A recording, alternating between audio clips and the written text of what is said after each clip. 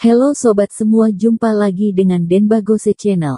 Bagaimana kabar sobat semua? Sebelum kita mulai cerita ini, ayo silakan subscribe, like, komen, share dan nyalakan loncengnya untuk mendapatkan notifikasi terbaru ketika Mimin upload videonya.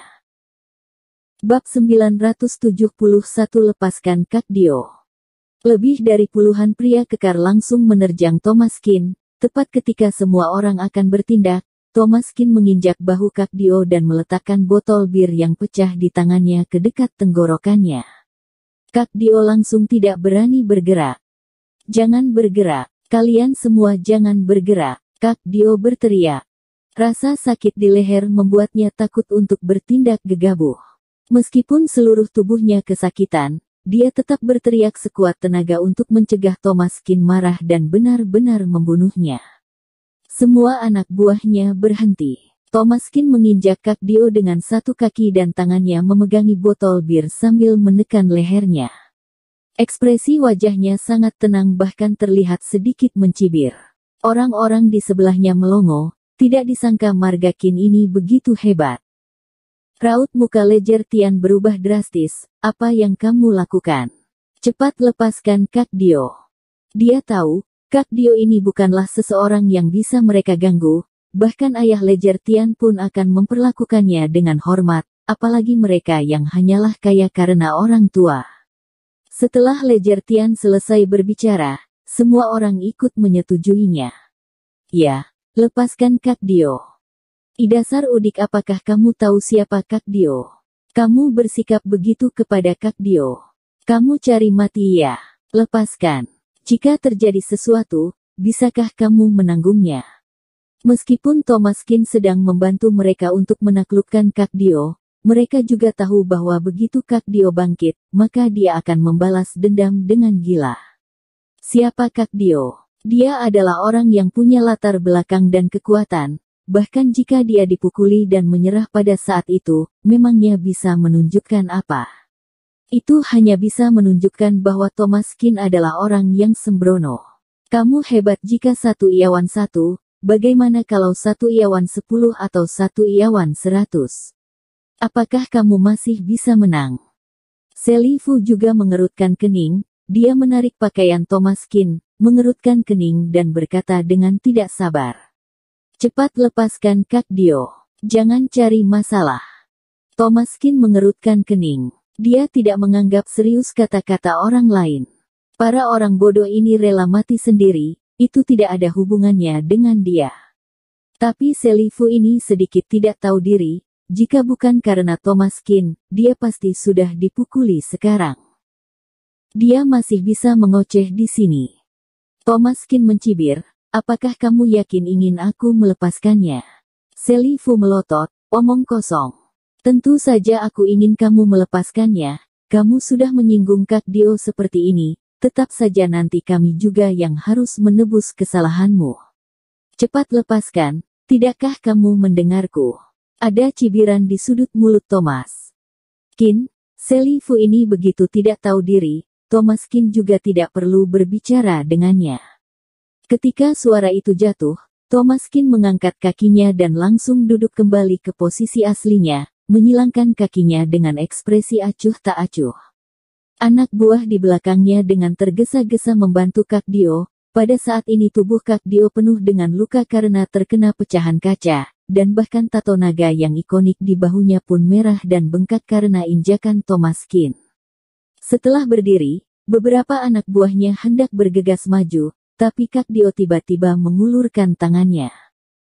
Mereka semua langsung berhenti. Kak Dio meluruskan badannya, seluruh badannya sakit dan ngilu, terutama bahunya, seolah-olah bukan orang yang baru saja menginjaknya, melainkan seekor gajah. Kak Dio juga seorang pria yang telah mengalami banyak pertempuran, orang sehebat dan sekuat Thomaskin, ini adalah pertama kalinya dia melihatnya. "Nak, kamu bekerja dengan siapa? Kamu tidak mungkin seorang yang tidak punya nama." Thomaskin begitu kuat, dan dia masih bisa begitu tenang di hadapannya. Pasti ada seseorang di belakangnya, atau di bisnis ini, dia tidak mungkin hanya pemuda kaya biasa, atau orang biasa. Thomaskin tersenyum tipis, mengeluarkan kartu nama dari sakunya, dan menunjukkannya di depan Kak Dio. Kenapa kamu tidak bertanya padanya? Melihat kartu nama hitam dan merah itu, Kak Dio tiba-tiba gemetar dan hampir berlutut di lantai. Kak Monica. Kartu nama Kak Monica. Monica Lei, dia adalah bos besar di kota X. Meski Kak Dio adalah seorang tiran di kota X, tapi dia bahkan bukan anak buahnya Kak Monica. Dalam kapasitasnya bahkan bertemu Kak Monica pun sangat berat apalagi mengenal Kak Monica. Tapi Kak Dio tahu satu hal, yaitu, Kak Monica tidak pernah memberikan kartu nama. Toh ini di dunia persilatan, siapa sih yang tidak kenal Monica Lei? Untuk apa memberi kartu nama, lagi pula apa yang akan ditulis di kartu namanya? Apa mungkin ditulis bos besar kota X? Namun dia juga mengetahui bahwa Kak Monica memiliki sebuah kebiasaan, dia hanya akan memberikan kartu nama kepada beberapa orang besar saja.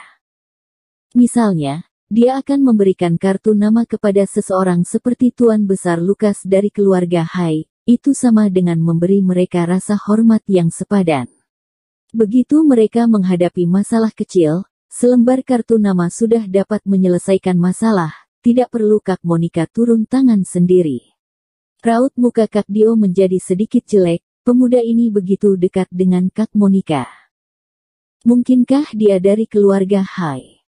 Di seluruh kota X, yang memiliki hubungan yang sangat baik dengan Kak Monica, dan satu-satunya yang bisa mendapatkan kartu nama Kak Monica mungkin hanya keluarga Hai.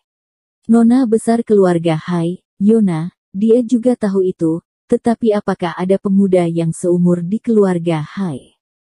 Kak Dio membungkuk dan berkata kepada Thomas Kin dengan hormat. Tuan, tunggu sebentar. Setelah berbicara, Kak Dio membawa beberapa anak buahnya mundur beberapa langkah.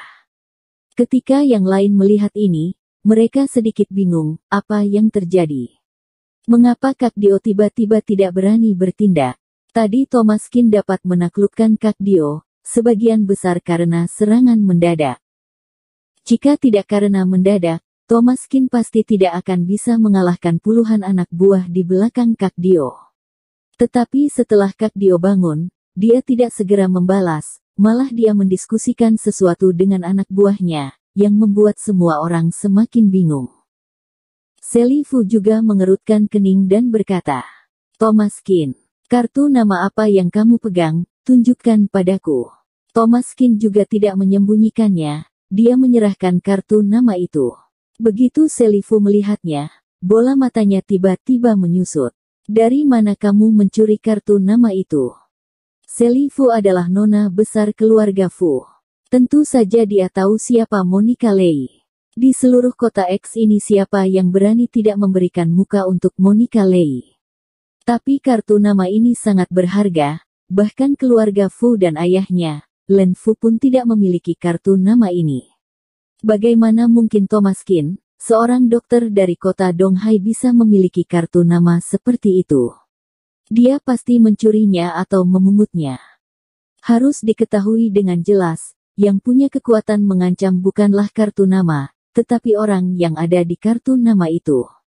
Tidak apa-apa jika bisa mengelabuinya, jika tidak bisa, maka kamu akan berada dalam keadaan serba sulit.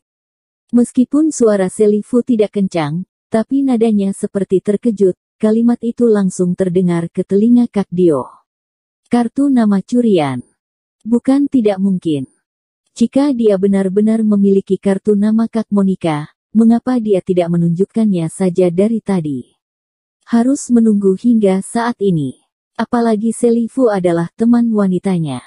Sebagai teman wanita, dia pun tidak tahu kalau Thomas Kin punya koneksi seperti itu, bisa dibayangkan asli atau palsunya kartu nama ini.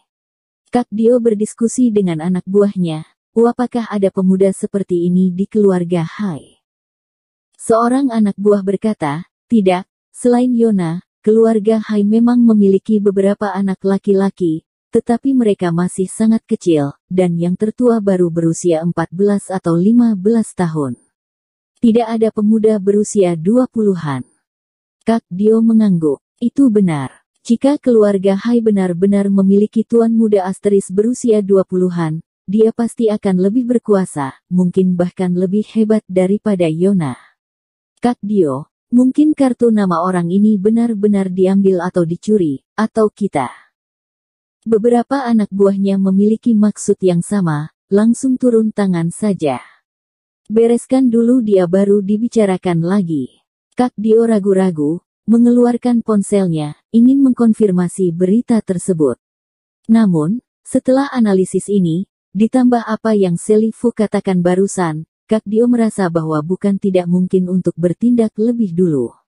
Kak Dio mengangguk, mengedipkan mata pada anak buahnya, siap untuk bertindak. Kak Dio berbalik, semua orang memegangi barang di tangan mereka, siap untuk bertindak. Bersambung. Terima kasih kepada kalian yang telah menonton video ini. Jangan lupa tekan tombol subscribe-nya dan nyalakan notifikasinya untuk mendapatkan video-video seru lainnya dari channel Denbagose.